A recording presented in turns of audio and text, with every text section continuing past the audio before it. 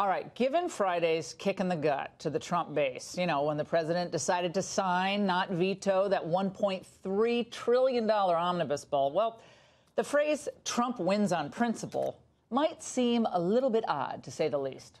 But bear with me. Amid the disappointment that a lot of you are rightly feeling, myself included, given the bait and switch on the border wall and the fact that Planned Parenthood gets full funding, I want to tell you tonight, there are victories on the horizon, especially involving one critical area that is woefully undercovered by the American media, in which the president, remember, relentlessly pressed on the campaign trail. On trade, we are going to end the international abuse. Our massive chronic trade deficits are destroying the middle class and shifting money away from workers to large corporations who have no borders. That's one of the big reasons why he got elected.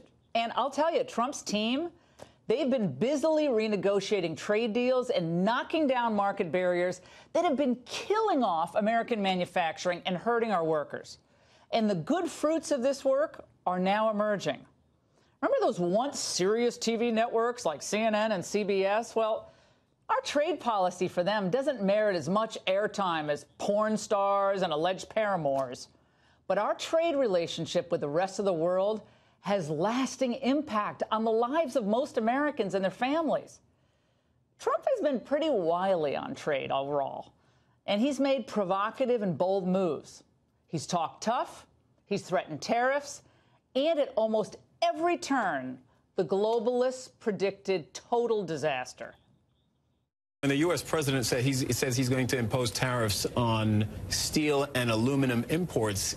This is basically a byword for, well, I might start a trade war. There are real consequences to these statements and actions, and he doesn't seem to appreciate it. This is a toxic mix that we're in right now, and if the president pushes ahead with this, it's not too far a reach to say, could this be the thing that pushes the world into a period of very considerable instability? Oh, my God. How do these people still work in television after? I don't get it. Well, once again, the so-called experts, I say that all the time, the so-called experts were wrong. Trump's tariffs on Chinese steel and aluminum and last week's proposal to raise $60 billion worth of tariffs on other Chinese goods have brought Beijing to the negotiating table, and they're getting results. Today's Chinese economic minister announced that they're continuing talks with the Trump administration, but they already committed to a lot, like this: easing U.S. access to the Chinese market, treating domestic and foreign firms equally, increasing U.S. semiconductor imports, that's big, and they will no longer require U.S. firms to hand over intellectual property to their Chinese partners in exchange for operating in the country. The Financial Times is reporting that the Trump team is also making headway in lowering Chinese tariffs on American cars, and that they're going to gain access to the Chinese financial sector.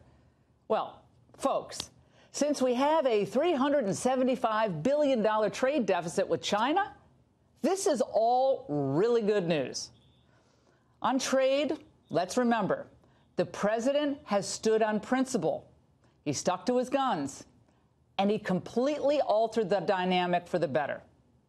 And it's not only in China. The White House says that a new NAFTA deal is in the offing.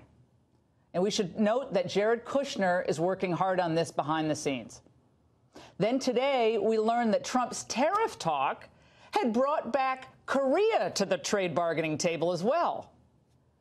I mean, think about this. Less than 3 months after he was elected, President Trump made it crystal clear what he thought of that Korean-U.S. free trade deal.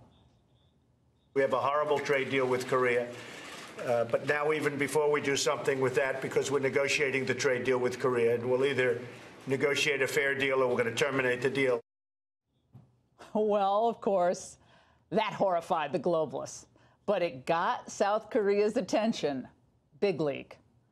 For months now, Trump's team has been plugging away, and you haven't heard a lot about it, at a total renegotiation of that agreement. Now, the deal was approved in 2012, and it used NAFTA as its framework. So it's not really all that shocking that it turned out to be a complete nightmare. In the first 5 years since it went into effect, our trade deficit with Korea increased for all but 1 month, 59 out of 60 months. Our auto sector was hardest hit, but others were as well. Last year, Korea shipped more than $16 billion worth of passenger cars here, but we sent only $1.5 billion worth of vehicles over there. Yet today, Korea announced it had made significant concessions to benefit U.S. automakers, while also they're capping the amount of Korean steel that can flood into our markets. For that, they're going to get a partial exemption from Trump's tariffs. This is terrific news for American industry. And it's also great news for our national security as well, because it's removing obstacles to cooperating and dealing with the North Korean threat. It also shows us how Trump uses leverage. You got to use the leverage where you have it. Tariffs are not a four-letter word. Most presidents have used them selectively, but they've used them. But, of course, the fake news, well, they prefer to ignore these substantive issues, the ones that really matter. And all the progress that Trump has made for millions of Americans on these issues, citizens, by the way, who've seen their way of life, their standard of living destroyed over the past 2 decades during the period of what? Unchecked trade abuses. People who work for companies like Dusty Stevens. My father worked at that smelter for 40 years. He retired early so another guy could keep his job. My brother, he was laid off during the downturn. He didn't come back to work. So this has directly affected our family, not only ours, but there's over 300 other families that were affected by this downturn, and now the Trump administration is giving it back to us. Speaking for steel companies, aluminum companies, representing a lot of people. Those are the forgotten Americans. That's who turned out to vote for President Trump in 2016. They need him to keep challenging the Washington corruptocrats and changing policies that just do not work. While the left-wing resistance is marinating in things like protests, propaganda, and porn stars, the Trump administration should stick to first principles.